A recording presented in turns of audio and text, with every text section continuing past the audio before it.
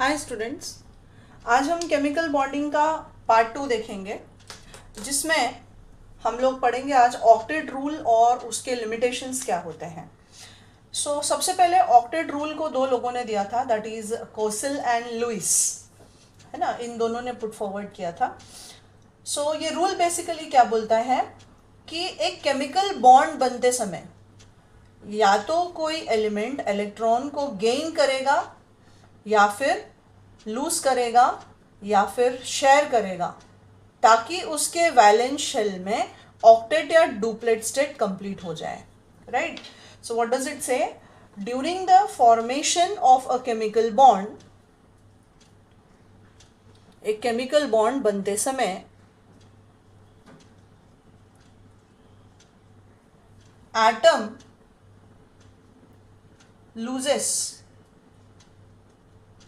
or gains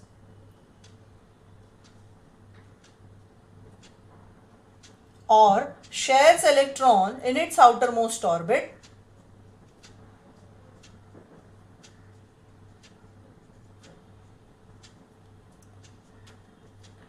to attain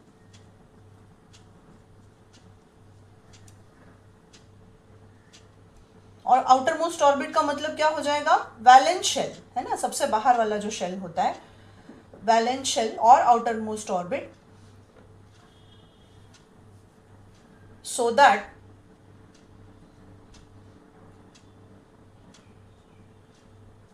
it attains 8 electrons.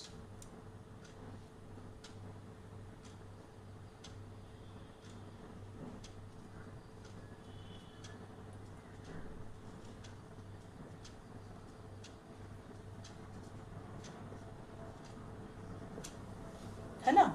तो chemical bond बनाएगा तो इलेक्ट्रॉन को या तो लूज करेगा या तो गेन करेगा या फिर शेयर करेगा, ताकि उसके वैलेंस शेल में 8 इलेक्ट्रॉन उसके पास आ जाए। और कुछ केसेस होते हैं जहाँ पे हम डुप्लेट स्टेट भी देखते हैं, राइट। डुप्लेट स्टेट मतलब 2 इलेक्ट्रॉन, ताकि उसको हीलियम की कॉन्फ़िगरेशन मिले और वो स्टेबल हो जाए। So this is the way how you look at it children. अब नेक्स्ट आता है हमारा, इसके लिमिटेशंस क्या है, राइट। जैसे हम यदि मीथेन मॉलिक्यूल के फॉर्मेशन की बात करते हैं, फॉर्मेशन ऑफ मीथेन मॉलिक्यूल, तो ये रूल के हिसाब से कार्बन का एटॉमिक नंबर होता है, मीथेन बनाते समय कार्बन का एटॉमिक नंबर होगा यहाँ पे Z इज इक्वल टू 6। तो आप कॉन्फ़िगरेशन कैसे लिखते हो बच्चे लोग? You write the electronic configuration as 1s2 2s2 and 2p2, correct, ऐसे लिखते हो। तो इसके वैलेंसी में आपके पास यहाँ पे एक इलेक्ट्रॉन है और यहाँ पे 2 है। px में एक और py में एक। So what actually happens is, जब तक हमारे पास एम्प्टी ऑर्बिटल अवेलेबल है तब तक ये इलेक्ट्रॉन को ये अनपेयर कर सकता है। इसको उठाया और ये वाले शेल में डाल दिया। ये हमें आगे हाइब्रिडाइजेशन के कंसेप्ट में पढ़ने को मिलेगा। मैं आपको यहाँ पे एक सिंपल वो बता रही हूँ कि रूल बता रही हूँ कि क्या होना चाहिए, बट ये रूल किसके हिसाब से है वो हम इसी चैप्टर में आगे देखेंगे। तो यहाँ पे कार्बन के वैलेंसी में 4 इलेक्ट्रॉन आ गई, राइट, और साथ में आया हाइड्रोजन अपना एक एक इलेक्ट्रॉन लेके। जब हाइड्रोजन को जरूरत पड़ी तो हाइड्रोजन ने कार्बन को इलेक्ट्रॉन दे दिया। आप देख सकते हो कि उसके पास 8 पूरे हो गए हैं, और जब हाइड्रोजन को चाहिए तो ये उसके साथ शेयर कर रहा है, राइट। तो उसके पास भी 2 इलेक्ट्रॉन, डुप्लेट स्टेट उसका कंप्लीट हो जाता है। तो इस तरह से हम बोलेंगे कि यहाँ पे मीथेन में कार्बन के पास 4 बॉन्ड है। तो I hope now the concept is clear कि एक बॉन्ड का मतलब 2 इलेक्ट्रॉन होता है। यस और नो चिल्ड्रन? जब मैं एक बॉन्ड बोलूँ कोवेलेंट बॉन्ड फॉर्मेशन में, तो उसका मतलब होगा कि 2 इलेक्ट्रॉन है। बस इस चीज को आप याद रखना, और फिर हम इसे बाकी मॉलिक्यूल्स पे अप्लाई करेंगे। नाउ से सबसे पहला लिमिटेशन क्या था इसका? It fails to explain the formation of molecule, है ना। ये फेल हो गया था, किसमें? Fails to explain the formation of molecules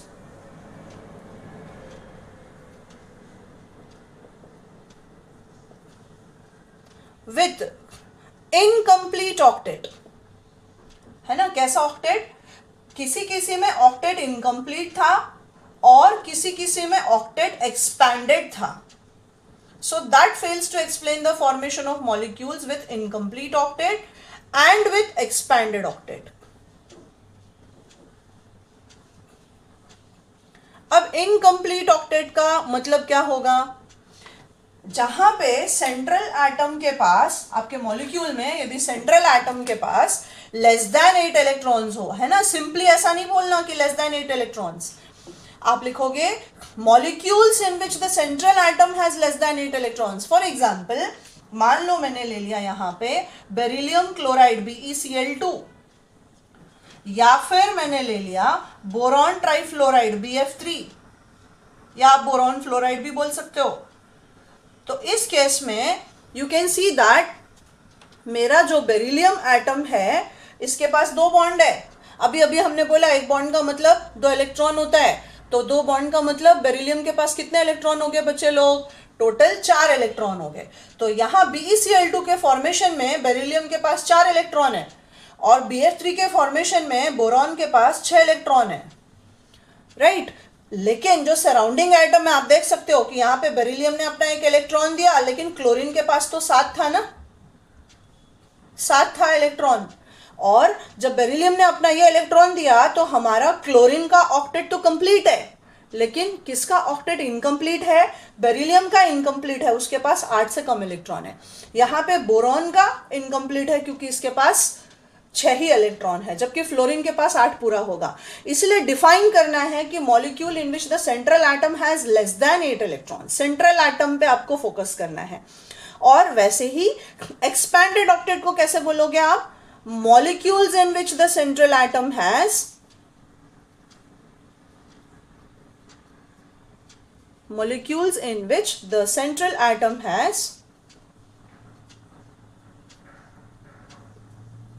more than 8 electrons. 8 से ज्यादा हो गया तो उनको हम एक्सपैंडेड ऑक्टेट बोलते हैं. तो यहां पे हम किसके एग्जाम्पल ले सकते हैं? Say I take molecules like PCl5 and SF6. ये 2 मॉलिक्यूल लिया मैंने, राइट. तो अब मैं PCl5 को देखूं तो PCl5 में मेरे फॉस्फोरस के पास 5 बॉन्ड है, राइट, इस तरह से.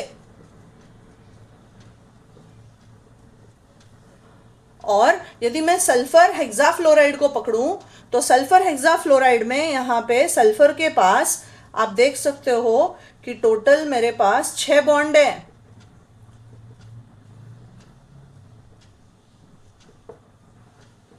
इस तरह से. अब मेरे को कोई पूछे कि भाई सेंट्रल एटम के पास कितना इलेक्ट्रॉन है, तो हम क्या बोलेंगे बच्चे लोग? टोटल 5 बॉन्ड हो गया, मतलब फॉस्फोरस के पास कितना इलेक्ट्रॉन है? 10. और वैसे ही यहाँ पे सल्फर पे 6 बॉन्ड है, मतलब सल्फर के पास मेरे पास टोटल 12 इलेक्ट्रॉन है, जो कि 8 से ज्यादा है. फिर भी ये दोनों मॉलिक्यूल्स हाईली स्टेबल माने जाते हैं. तो इसका एक्सप्लेनेशन भी हमारे ऑक्टेट रूल के पास नहीं था. सो ये सबसे पहला लिमिटेशन हो गया हमारा ऑक्टेट रूल का, जहां पे वो ऐसे मॉलिक्यूल्स के एक्सप्लेनेशन, ऐसे मॉलिक्यूल्स के फॉर्मेशन का कोई एक्सप्लेनेशन नहीं दे पाया. क्लियर? ये हमारा फर्स्ट पॉइंट है. दूसरा, ऑड इलेक्ट्रॉन सिस्टम्स जिसमें थे उनका भी कोई एक्सप्लेनेशन नहीं दिया, राइट. जैसे ऑड इलेक्ट्रॉन मॉलिक्यूल्स,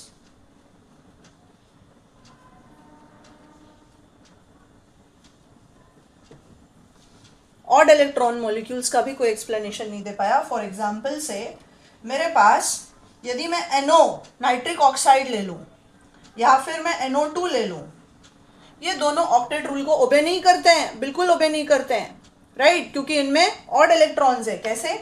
ये मैंने ले लिया नाइट्रोजन जिसके वैलेंसी में 5 इलेक्ट्रॉन था, 2 इसने ऑक्सीजन के साथ बॉन्ड बनाने में यूज कर लिया, राइट. ये ऑक्सीजन के पास वैलेंसी में 6 इलेक्ट्रॉन है और यहाँ पे बचा सिर्फ 1. इसलिए हम नाइट्रोजन ऑक्सीजन के बीच में यहाँ पे डबल बॉन्ड दिखाते हैं, राइट. तो आप देख सकते हो इस नाइट्रोजन के पास कितना इलेक्ट्रॉन है? 1 2 3 4 5 और ये 6 7 जो शेयरिंग में ये देगा, तो 7 इलेक्ट्रॉन है इसके पास, जो कि ऑक्टेट से कम है और ऑड इलेक्ट्रॉन सिस्टम है.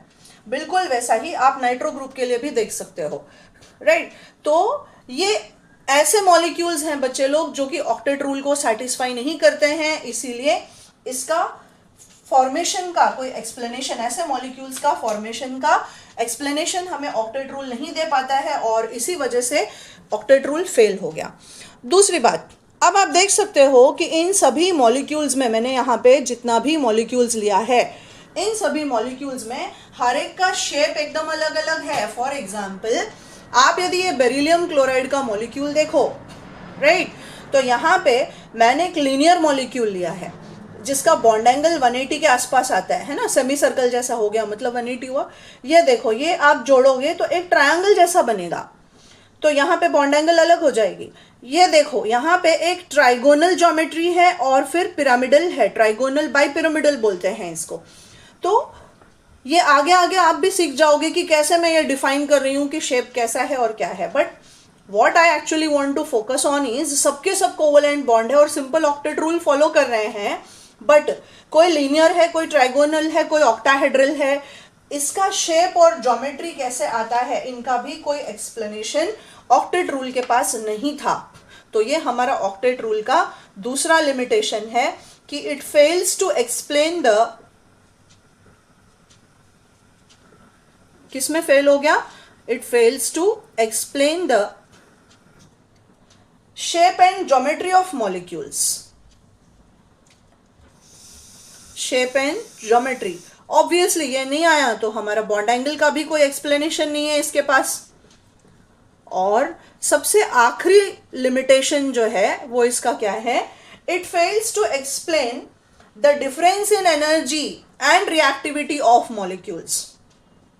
मतलब जब दो एटम्स मिलके मॉलिक्यूल बनाएंगे तो फाइनली जो प्रोडक्ट बनेगा उसका एनर्जी, वो कैसे रिएक्ट करते हैं, बॉन्ड कैसे बनाते हैं, राइट। और बॉन्ड बनने के बाद जो मॉलिक्यूल सिस्टम बनता है उसका एनर्जी कम होता है या बढ़ता है, मतलब रिएक्शन वहां पे एक्सो होगा या एंडो होगा, उसका भी कोई एक्सप्लेनेशन ऑक्टेट रूल के पास नहीं था। तो हम क्या बोलेंगे, it fails to explain the difference in energies of molecules,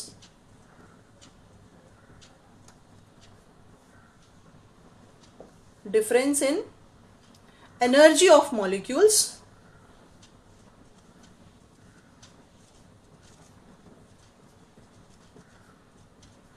and also their reactivity। तो आप यहीं पे मेंशन कर सकते हो difference in energy and reactivity of molecules. इसको और लंबा नहीं करना है हमें, है ना।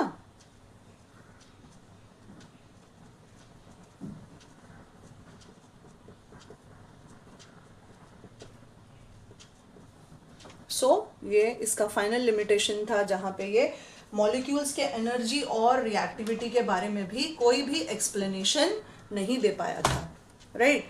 So this will be the last limitation.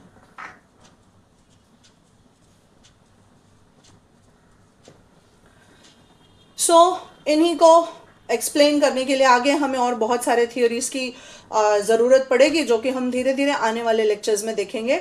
तो ये हमारा लिमिटेशंस ऑफ ऑक्टेट रूल है ना, what is octet rule and what are the limitations, उसका पूरा एक्सप्लेनेशन है इसमें, जिसमें सबसे पहला है it fails to explain the formation of molecule with incomplete octet and with expanded octet and with odd electron system. दूसरा, मॉलिक्यूल्स का ज्योमेट्री या शेप के बारे में कोई एक्सप्लेनेशन नहीं दे पाया। और तीसरा ये है कि difference in energy and reactivity of molecules का कोई एक्सप्लेनेशन भी ऑक्टेट रूल के पास नहीं था। इसलिए हम आगे और बहुत सारे थियोरीज के बारे में पढ़ेंगे, जैसे वेस्पर थियोरी, वीबी थियोरी, और फिर कंसेप्ट ऑफ हाइब्रिडाइजेशन सीखेंगे इसी चैप्टर में, और आगे आ जाएगा आपका मॉलिक्यूलर ऑर्बिटल थियोरी। ये सब हमें फुल एक्सप्लेनेशन देंगे मॉलिक्यूल्स के फॉर्मेशन और स्टेबिलिटी के बारे में। If any doubts, please feel free to comment.